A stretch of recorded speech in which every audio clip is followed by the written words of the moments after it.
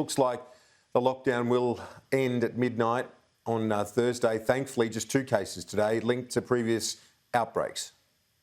Yeah, that's right, Kieran. I think that is the likelihood, and the Victorian government have come under a lot of pressure, not least from Scott Morrison, to lift this lockdown after 2 weeks, the fourth lockdown that Victoria has had. I've written a pretty tough column today in the Australian criticising the Victorian government's management of COVID-19, not only the hotel quarantine failures last year, but also the delay in implementing an effective contact tracing and testing system. They now say that's been significantly improved.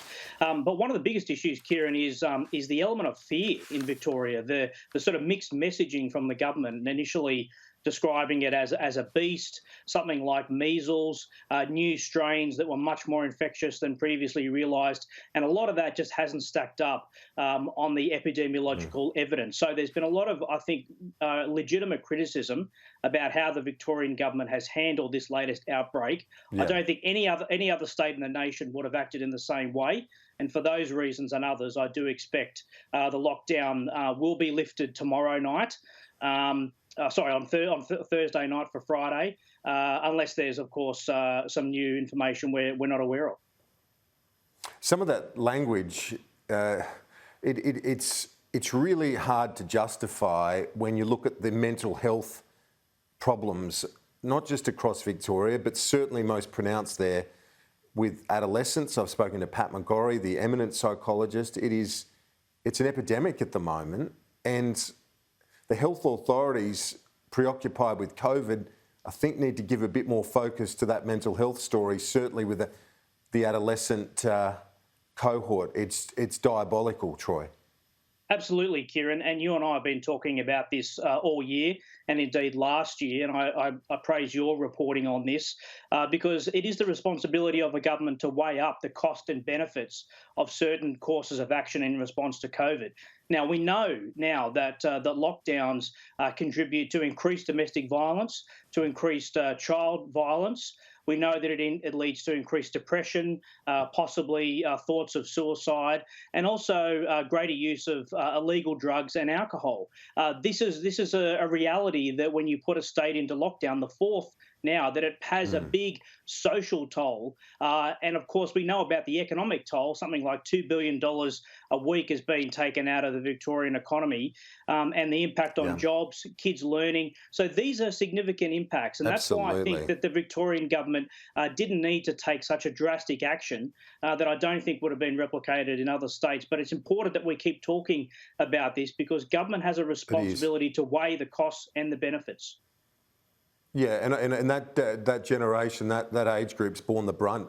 They talk about the business effect. Absolutely, it's been huge. But that cohort, adolescents coming into adulthood and finishing school and that period, gosh, it's hard enough as it is, let alone 4 lockdowns. You just feel for them. It's a tough time. Again, I hope that finishes and wraps up on Friday, as you say, Troy. Now let's look at the G7. The Prime Minister leaves on Thursday, his most important face-to-face talks internationally, but there's a lot of focus on China. The government not as keen to talk about the differences with the UK, Europe, the United States when it comes to climate, and they're pronounced, Troy.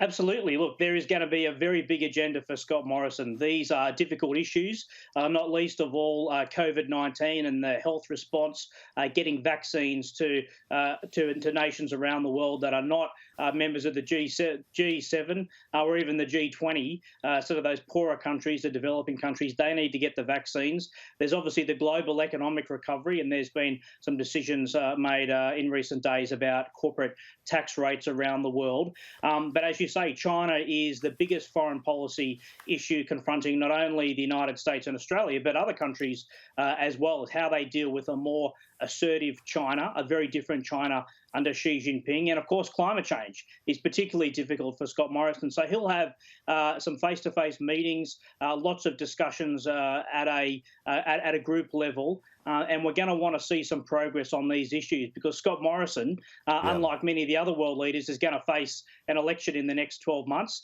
And all of these issues are going to be part of his re-election campaign. Troy, finally, the NATO Secretary-General met with President Biden, warned a very blunt warning that post the Allies, the US and Australian troops and others leaving, he's fearful that for the Afghanistan government that it might collapse. Coming up at 4:30, I should mention, I've got a feature in the national interest on that 20-year operation in Afghanistan and what does the future hold for that troubled country, Troy? But it's precarious, isn't it?